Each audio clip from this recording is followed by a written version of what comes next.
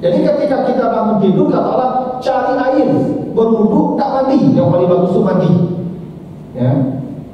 Makanya cerita ayat ini, Ibu Al-Anfal dan sahabat ini ceritanya, ini di perang Badar ini.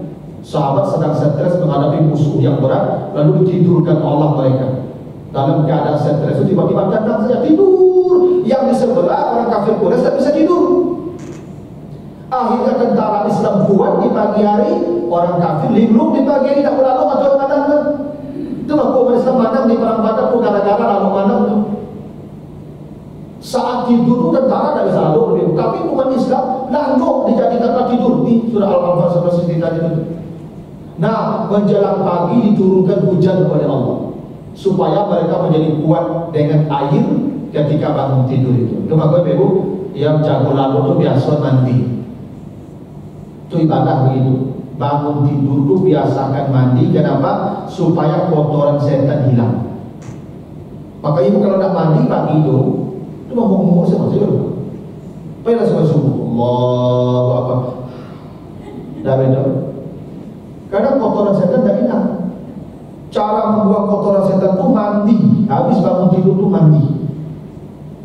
Karena Allah sebut begitu. Bukan hanya kotoran setan hilang. Wa yadwaliyar bita'ala qulubikum. Allah akan kuatkan hatimu, jiwamu, fikiranmu. Makanya orang kalau rajin bangun, rajin mandi pagi Ibu, akalnya kuat. Akalnya kuat. Itu makanya orang kalau rajin mandi pagi Ibu, jarang pikun. Jarang pikun. Saya punya teman di Dagiang Tiba, mertuanya sudah 94 tahun usianya. Masih hidup tapi tidak pakai kursi roda. Tapi ingatannya tidak hilang sedikit pun.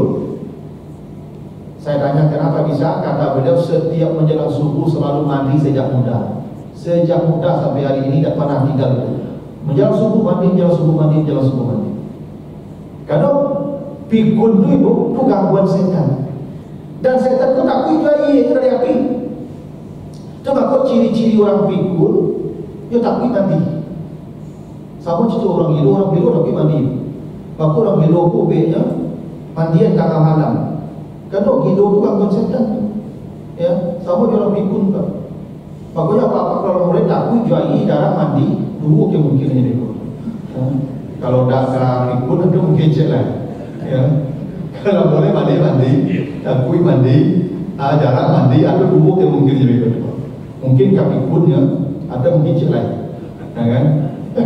Karena umpe pikun, umpe kilo sama mandi pagi itu, ya mandi subuh itu. Itu makanya setelah bangun subuh, setelah bangun pagi kata Allah, nih jadi air, ya. Wa yunazzilu alaikum minas sama'i ma'an liyutahhirakum bih. Langsung cari air, bersihkan badanmu, mandi supaya hilang kotoran-kotoran setan. Itu cara kita begitu tidur ya. Jadi lalu itu jago lalu ada orang rokok jadi Pak. Baru jago lalu Pak rokok ambil dulu. Nah andinya lah, salah. Dan cara rokok jadi dulu Pak. Asal jago lalu ada orang jago lalu HP yang cari dulu. HP yang cari dulu. Jago lalu itu air cari dulu, mandi. Dah api lah, dah rokok lah, ya dah. Itu aturannya begitu tu. Allah, apa? Ajarkan begitu supaya kita tidak diganggu setan. Itu makanya ibu apa kalau mandi pagi itu sampai siang tu kuat. Kalau tak mandi pagi itu, loyo secara pada aku je lah. Aku dulu ibu kan, awak di kampung dulu sekolah SD, kadang kan mandi itu. Lagi kampung aku dalam panjang tadi dulu dingin mandi pagi itu je betul. Ya kan? Nah pagi itu ada itu subuh ya, itu macam kita jual. Ibu sekolah ganggu, agak cikgu nak mandi yang gitu ya, kira dah. Orang kalau nak mandi itu tak dapat nago loh, ya kan? Makanya kata Allah cari air ya, habis tidur. Tapi tidur itu keamanan, tanda orang aman di puncak kenyamanan dia akan tidur kata Allah. Makanya Ashabul Kahfi ditidurkan 300 tahun karena dia berada di puncak kenyamanan. Nah kita Al-Rum 23 ya, kalau mau lagi ya. Wa min ayatihi manamukum fil billaili wan nahari wa ibtigha'ukum min fadlih. Inna fi dzalika la ayatin liqaumin yasma'un. Di antara tanda-tanda kebesaran Allah, ditidurkannya kamu di malam hari, dan di siang hari kamu mencari karunia Allah. Dan demikian itu tanda-tanda bagi yang mendengar. Ada hal yang menarik, Bapak Ibu.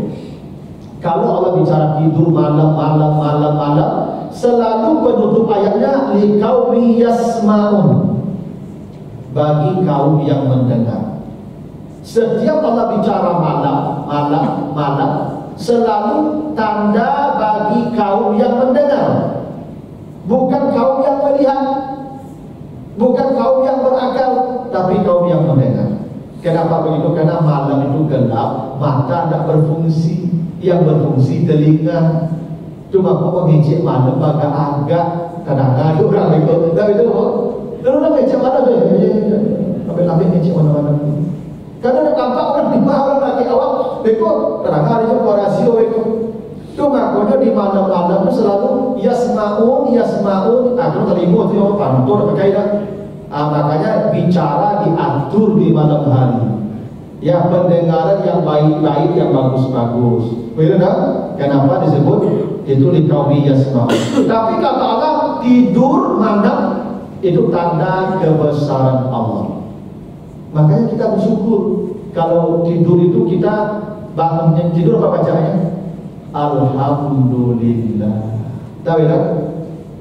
Karena tidur itu kenikmatan. Makanya habis bangun kita baca Alhamdulillah. Dan Bapak Ibu nanti diceritakan ketika hari kiamat, orang yang biasa baca Alhamdulillah bangun tidur itu, dia nanti pas baca itu juga bukan Allah di surah Fatir itu ayat 34. Ya, surah Fatir itu. Alhamdulillahillazi azhaba 'anal hazan. Itu kata manusia nanti di hari kiamat itu. Ketika dibangkitkan dari kuburnya, manusia akan berkata Alhamdulillah yang telah menghilangkan rasa sedih selama kami berada di alam barzakh. Makanya Bapak Ibu yang biasa berzikir menjelang tidur, yang biasa berzikir setelah tidur, maka di hari kiamat dia akan berzikir pula bangun tidurnya nanti setelah ya sekian lama berada di alam barzakh. Yang kalimat dibacanya Alhamdulillahillazi azhaba 'anal hazan. Nah, itu kata manusia ketika bangun dari tidur. Nah, Az-Zumar 342. Allah yatawaffal anfusa hina mautiha walakin lam tamut fi manamiha fa yumsiku ila allati qada 'alaiha al-mauta wa yursilul ukhra ila ajalin musamma. Allah mewafatkan jiwa tertentu ketika mati, dan yang tidak mati dalam tidurnya dipegang Allah bersama orang mati. Ada yang dikembalikan, ada yang tidak dikembalikan. Apa maknanya? Kata Allah, manusia itu ketika tidur dia mati, dan ketika tidur itu ruhnya dipegang Allah bersama ruh orang-orang mati. Itu makanya Bapak Ibu di lalu karena bersobok dia mati bagi ya bersobok dia pakwa dia mahwa jadi sana dia mati itu tandanya Bapak Ibu di malam itu sekamar dengan mereka. Ya Pak. Karena katakan orang yang tidur dan orang yang mati itu dipegang Allah ruhnya di tempat yang sama. Ada yang tidak dibalikan, tidur langsung mati permanen. Banyak orang lalu tak jago deh. Nah, yang belum datang ajalnya dikembalikan sampai datang ajalnya. Itu makanya Bapak Ibu di kalau itu doanya bismika Allahumma ahya wa amut. Kan Bapak Ibu mati kan? Makanya Bapak Ibu kalau lalu itu kan jago, dia yakin jago pagi itu tidak kayak jago, tentu kayak jago itu. Itu makanya menjelang subuh istighfar, astaghfirullahaladzim alladzi la ilaha illa huwal hayyul qayyum wa atubu ilaih. Karena Bapak Ibu mau mati,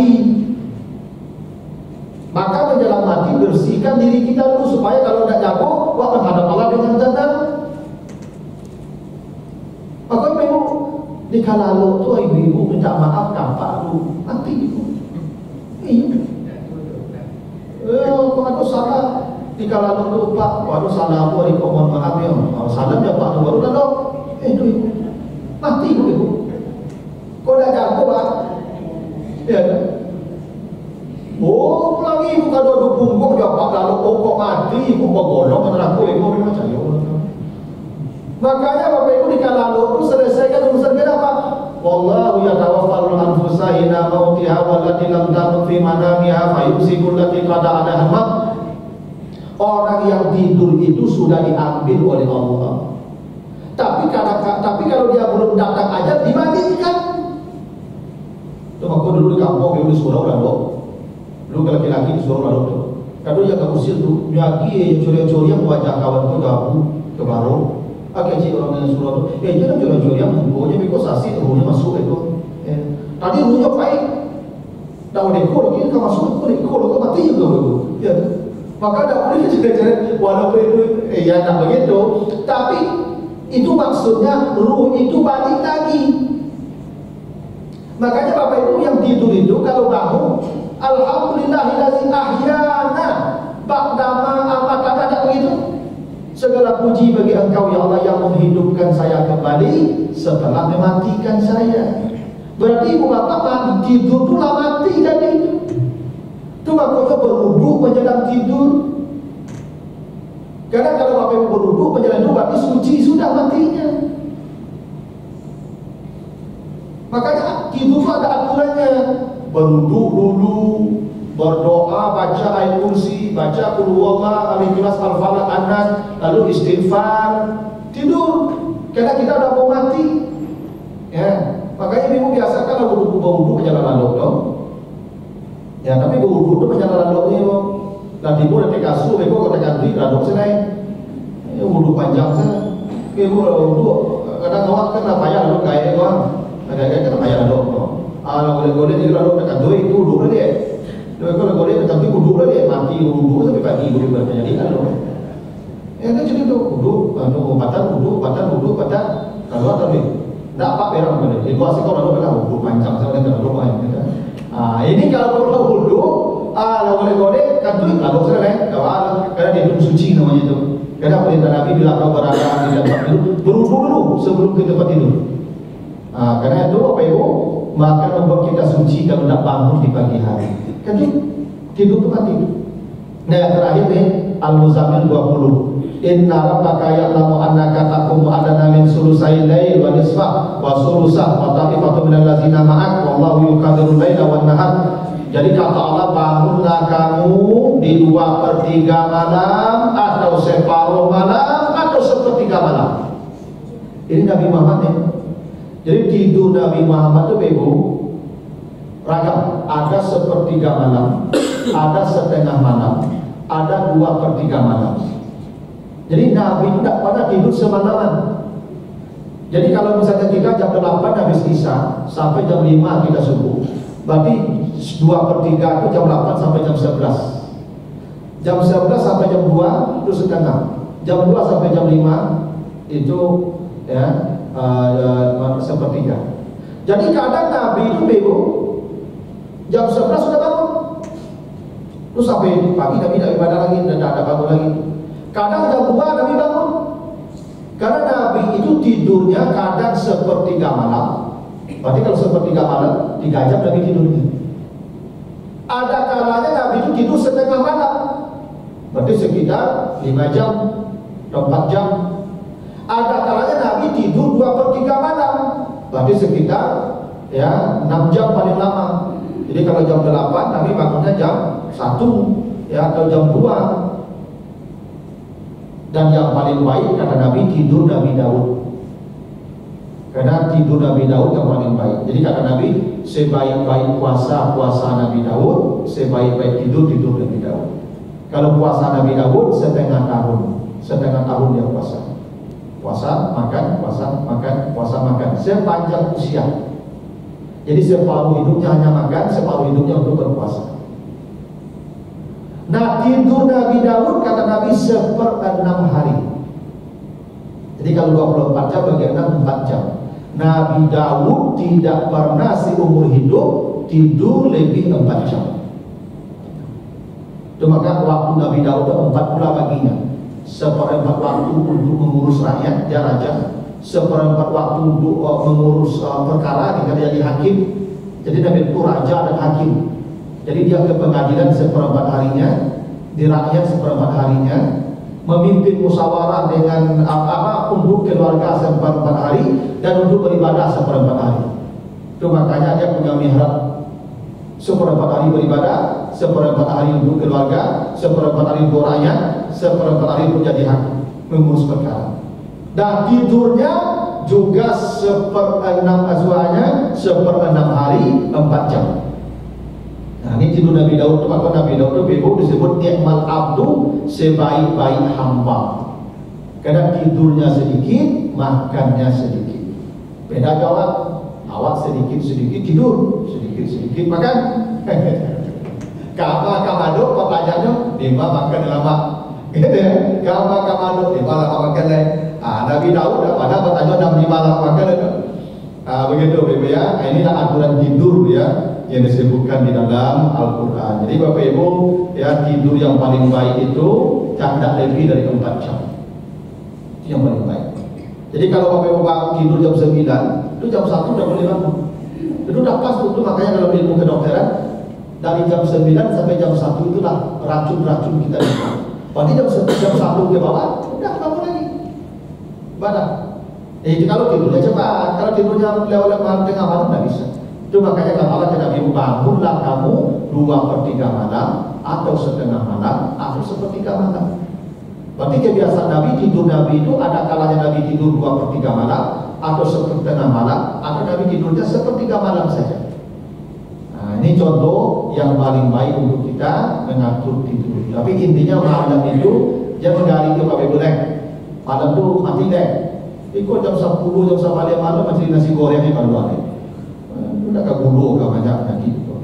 Lalu ada 10. Ya. Makanya saya jarang-jarang mau terima ceramah itu habis isya. Kalau tidak darurat, kalau tidak terlalu apa, saya tidak mau ceramah itu habis isya. Ya. Saya ceramahnya habis maghrib subuh saja siang. Tapi habis isya saya jarang-jarang juga hari isya. Karena kalau habis isya ikut jam 11 sudah ceramah aja, ini di rumah aja, pada lalu deh. Besoknya sama itu udah lalu besok ya sore nabi besoknya sama itu udah. Karena begitu kalau lewat jam 11 payah tidur bangunnya itu jam 3 jam 4 udah kan bangun. Ya, nah betul. Tapi apa ibu yang laku yang senior yang pensiun itu lalu kena lama mana ya lalu atau yoyo indah deh. Kenapa karena tidak yakin dia lalu karena suruh ibadah tahajud deh. Karena apa sebagai pensiun payah itu jago pada subuh pak. Aduh, ibu udah curhat kamu Pak Ustaz, Pak, suami aku sana kelas subuh karena pensiun, payah udah aku subuh Ustaz. Kok itu udah kayak kaya. Memang lelaki kemarin jago subuh payah, lagi ke kayu itu udah kayak kaya. Maka yang paling mudah menjaga ulang itu ibu di musim durian. Ulang itu musim durian itu jam 3 pagi ibu jatuh duriannya kaca, walaupun dua hari mau musim durian. Jadi Pak, jadi orang musim durian Pak. Makanya udah jadi dua bayang. Jadi apa kok ya lam jauh subuh dia jago di si dah jago deh lam subuh kau lah lalu deh dah jago deh dalam biasa yo kau lah sudah sana yo kau lah kira jago dulu kadang nak rumah ibu jago dulu itu mampu apa langsung ibu dah jago dulu dah mampu langsung kan hebat dulu ya itu jago dulu mampu langsung dah dulu dah jago langsung kira jatuh jadi pelapak jadi belum ada dah dua dah jatuh agak dua di kamu kapal jatuh tapi itu mau gendong aja jadi mereka dua kapal dan dua patah kecil orang rumahnya durian jajan dua kira kapal dan dua ke pintu memang menjaga orang kaya masih durian pada muda cuma jadi ibu yang pada punya durian jam 3 pagi di pondok tanggal ladang lupa di tanggal ladang 4 jatuh durian 4 kaca tuh enak, ikut semua yang subuh Nabi kadang berdunia di sini tak jago ya. Makanya kan capek dah lalu supaya bisa capek jago itu kuncinya tu. Jadi Bapak Ibu bertanya, jam barang jago, jadi pertanyaannya jam barang lalu.